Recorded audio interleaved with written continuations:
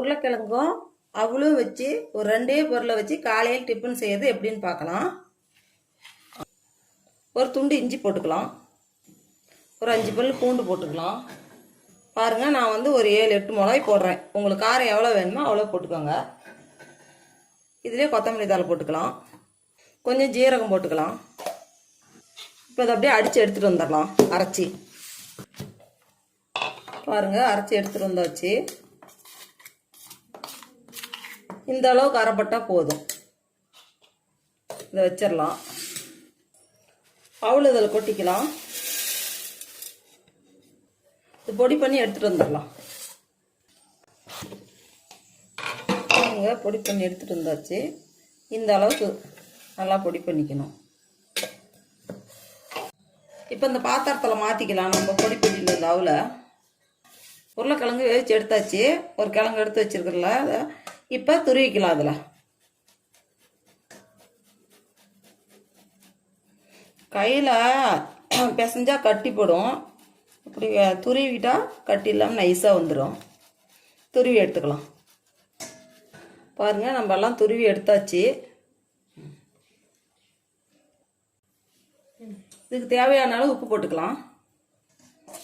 கலந்து நல்லா எல்லாம் பிசைஞ்சிக்கலாம். இப்போ நம்ம அரைச்சி வச்சிருந்தோம்ல பச்சை மிளகாய், கொத்தமல்லி, இஞ்சி, பூண்டெல்லாம் இதில் சேர்த்துக்கலாம். நல்லா பிசைஞ்சு விட்டுக்கலாம்.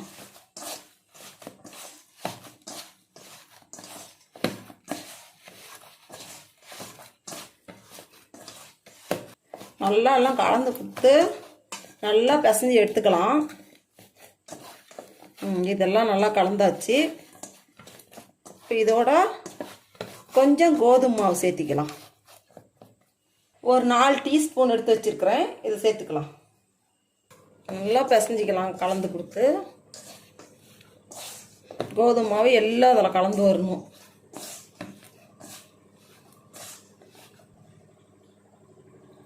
பூரி மாவு பிசைவோம் இல்லையா, அந்த பத்தில் பிசைஞ்சு எடுத்துக்கலாம்.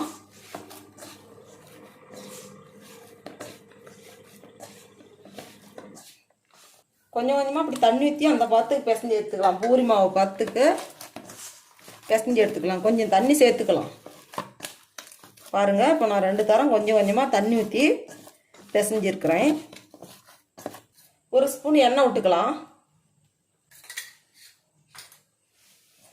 இப்படி நல்லா எந்த அளவுக்கு அழுத்தி பிசைகிறோமோ அந்த அளவுக்கு மாவு எவ்வளோ சாஃப்டாக இருக்குதோ அந்த அளவுக்கு நல்லாயிருக்கும்.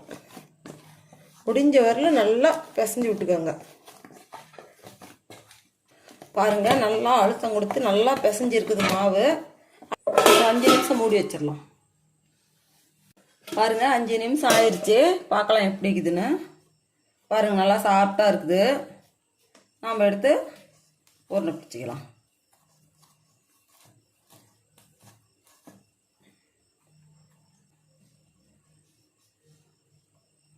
வச்சு தேய்ச்சி எடுத்துக்கலாம்.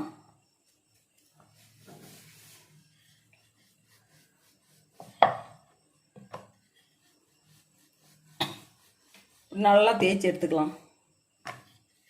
பாருங்கள், எவ்வளோ சாஃப்டாக வருது.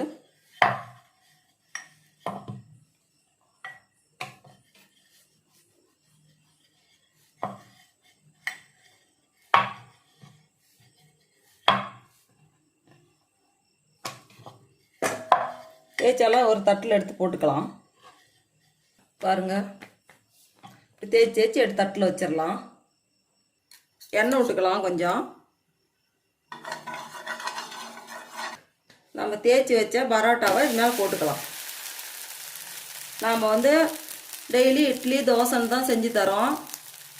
சிம்பிளாக வீட்டில் இருக்கிற பொருளை வச்சு செஞ்சுக்கலாம். ஒரு உருளைக்கிழங்கு, பெரிய சைஸ் உருளைக்கிழங்கு ஒன்று இருந்தால் போதும். நான் 100 கிராம் அவளு ஒரு உருளைக்கிழங்கு தான் எடுத்தேன். 4 ஸ்பூனு கோதுமை மாவு. இதே இருந்தால் சப்பாத்தி செஞ்சுக்கலாம். இதுக்கு மேலே எண்ணெய் விட்டுக்கலாம். எண்ணெய் விட்டால் தான் நல்லா வரும், நல்லா இருக்கும் சாப்பிட்றதுக்கு. நெய் வேணா கூட விட்டுக்கலாம். சிம்பிளாக வீட்டில் இருக்கிற பொருளை ஒரே மாதிரி செஞ்சு கொடுக்குறதோட நான் புது விதமாக வித்தியாசமாக நான் செஞ்சுருக்கிறேன். சாப்பிட்றதுக்கு நல்லா இருக்கும், டேஸ்ட்டாக இருக்கும். பாருங்கள், பார்க்கும்போது எப்படி இருக்குதுன்னு. சாப்பிட்றதுக்கு அவ்வளோ டேஸ்ட்டாக இருக்கும். நம்ம டெய்லி இட்லி தோசை தான் செய்கிறோம். இட்லி தோசைக்கு வந்து இப்படி செஞ்சு கொடுத்தோமா எல்லாரும் விரும்பி சாப்பிடுவாங்க. இதை வீட்டில் இருந்ததை வச்ச சிம்பிளாக செஞ்சுருக்கிறேன். இதை வந்து செஞ்சு சாப்பிடும்போது அவ்வளோ டேஸ்ட்டாக இருக்கும். இதுக்கு வந்து சைடிஷே வந்து குழம்பெல்லாம் தேவையில்லை, வெங்காயம் தான் இதுக்கு கடிச்சிக்கிட்டு சாப்பிட்றது சைடிஷ்.